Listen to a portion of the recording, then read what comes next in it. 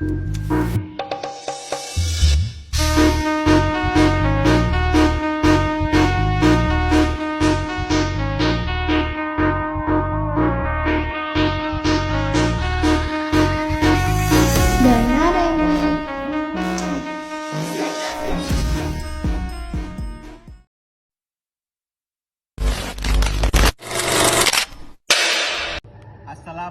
warahmatullahi wabarakatuh.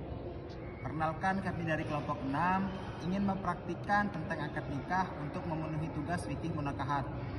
Selanjutnya, supaya tidak penasaran, enjoy video. Bismillahirrahmanirrahim. Dipersilakan untuk calon suami dari putri menggenggam tangan dari seorang ayah dari putri. Tangan lelaki yang kau genggam itu adalah tangan dari seorang ayah yang membesarkan calon istrimu dari kecil hingga saat ini dan tidak pernah berbuat tindakan kasar ataupun menyakiti diri dari calon istrimu. Apakah engkau sanggup untuk tidak menyakiti calon istrimu? Sanggup. Selanjutnya, setelah engkau berumah tangga dengan putri, apakah engkau bersedia untuk memenuhi sandang pangan dan kebutuhannya serta memberikan perhatian lebih kepada istrimu? Apakah engkau sanggup untuk melakukannya? Sanggup dan bersedia.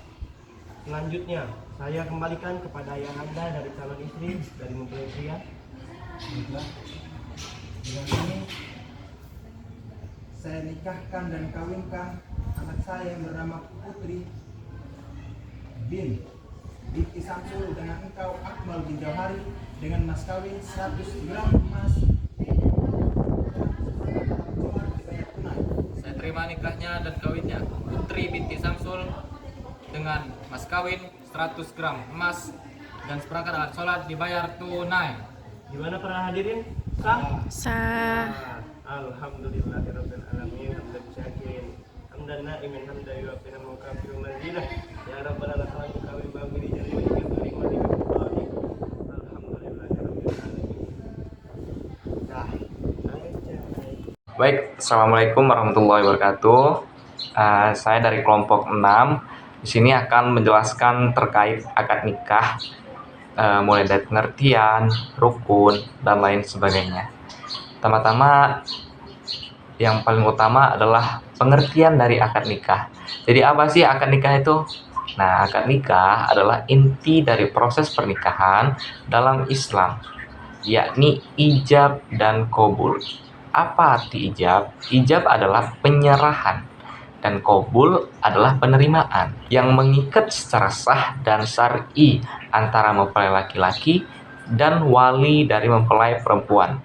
Ini merupakan momen penting yang menentukan sah atau tidaknya pernikahan gitu. Nah, itu pengertian dari akad nikah. Secara garis besar itu adalah perjanjian suci antara seorang laki-laki dan perempuan untuk membentuk rumah tangga sesuai dengan syar'i, yaitu syariat Islam. Akad ini berlangsung secara lisan dan disaksikan oleh para saksi karena saksi ini memang mempunyai poin yang sangat penting dalam pernikahan. Nah, selanjutnya kita akan membahas terkait rukun-rukun akad nikah. Di dalam Islam ada 5 rukun yang harus ditunaikan, yang harus dipenuhi dari akad nikah. Yang pertama itu ada calon suami. Calon suami ini sangat penting lah, karena yang mau nikah itu pasti dari pihak suami. Yang begitu juga dengan calon istri. Nah, ini yang kedua, calon istri ini harus gitu. Artinya ada laki-laki, ada perempuan. Dan yang ketiga itu apa? Yang ketiga itu ada wali nikah. Wali nikah itu siapa sih? Nah, biasanya wali nikah itu didampingi dari pihak ayah dari pihak perempuan gitu. Dan bisa saja sih diganti dengan pamannya jika memang tidak ada lagi ayahnya gitu kan, atau saudari laki-lakinya. Nah, itu bisa menjadi wali nikah. Yang keempat itu ada 2 orang saksi yang adil. Nah, di antara wali dan di antara yang mau nikah tadi itu harus ada saksi, karena saksi ini berperan penting sebagai yang melihat bahwasanya mereka ini sudah sah untuk menikah gitu. Jadi kalau nggak ada saksi, sama aja kita nih nikahnya asal-asalan gitu kan. Siapa tahu orang juga nggak tahu dia ini nikah. Makanya adanya saksi itu harus 2 orang saksi yang adil. Nah, yang kelima itu ada ijab dan qabul. Apa sih ijab qabul? Nah, seperti yang sudah saya jelaskan tadi, ijab dan qabul itu lafaz penyerahan dan penerimaan pernikahan. Gitu, teman-teman. Dan yang ketiga itu ada syarat akad nikah. Jadi syarat akad nikah kedua mempelai itu harus beragama Islam. Artinya ketika satu di antara mereka itu berbeda agama, secara syariat itu tidak diperbolehkan. Nah, poin yang kedua yaitu tidak memiliki hubungan mahram. Mahram itu siapa? Mahram itu satu keluarga atau satu darah dengan dia. Nah, itu haram dinikahi karena tidak menjadi syarat dari akad nikah kalau ketika ada mahram gitu kan. Dan yang ketiga itu dilakukan dengan sukarela tanpa paksaan. Nah, jadi dari mempelai laki-laki, mempelai perempuan itu tidak ada paksaan ketika menikah nanti gitu. Nah, yang kelima mereka ini sudah sah untuk menikah gitu. Jadi kalau nggak ada saksi, sama aja kita nih nikahnya asal-asalan gitu kan. Siapa tahu orang juga nggak tahu dia ini nikah. Makanya adanya saksi itu harus 2 orang saksi yang adil. Nah, yang kelima itu ada ijab dan qabul. Apa sih ijab qabul? Nah, seperti yang sudah saya jelaskan tadi, ijab dan qabul itu lafaz penyerahan dan penerimaan pernikahan. Gitu, teman-teman. Dan yang ketiga itu ada syarat akad nikah. Jadi syarat akad nikah kedua mempelai itu harus beragama Islam.